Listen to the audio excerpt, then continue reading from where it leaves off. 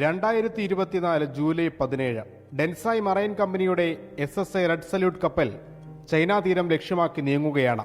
കപ്പലിലെ ഏക മലയാളി ജീവനക്കാരൻ ആലപ്പുഴ സ്വദേശി വിഷ്ണു ബാബു രാത്രിയോടെ വീട്ടിൽ വിളിച്ച ഏറെ നേരം സംസാരിച്ചു. കപ്പൽ മലാക്ക കടലിടുക്കിലൂടെ യാത്ര തുടർന്നു.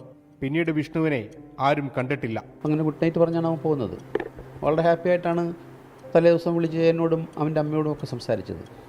ദിവസമാണ് നമുക്ക് ഞെട്ടിക്കുന്ന, നമുക്കൊരിക്കലും വിശ്വസനീയമായിട്ടുള്ള അല്ലാത്ത ഒരു വാർത്ത കേൾക്കേണ്ടി വന്നത്. കടലിലേക്ക് വീണെന്നാണ് കപ്പൽ കമ്പനിയുടെ വിശദീകരണം. ഷിരൂർ ദുരന്ത സമയത്തായിരുന്നു വിഷ്ണുവിനെയും കാണാതായത്.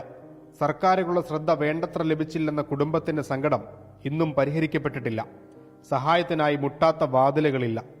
നിരാശയോടെ മടങ്ങേണ്ടി വന്നു പലയിടങ്ങളിൽ നിന്നും.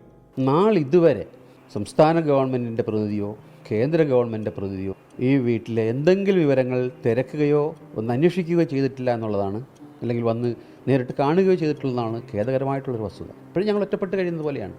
അച്ഛൻ, അമ്മ, സഹോദരി.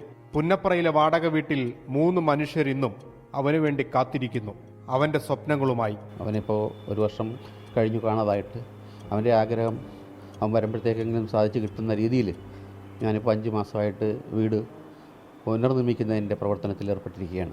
സർക്കാരുകൾ കാര്യക്ഷമമായി പ്രവർത്തിച്ചിരുന്നെങ്കിൽ, കാണാതായിടത്ത് തെരച്ചിൽ നടത്താൻ ഇടപെടൽ നടത്തിയിരുന്നെങ്കിൽ വിഷ്ണു ഇന്നും വിളിപ്പുറത്തുണ്ടാകുമായിരുന്നെന്ന് കുടുംബം വിശ്വസിക്കുന്നു. അവനെ കാണാനില്ല എന്നറിഞ്ഞ നാൾ മുതൽ പൂർണ്ണമായിട്ടും ഉറക്കം കിട്ടിയിട്ടില്ല എന്നുള്ളതാണ് സത്യം.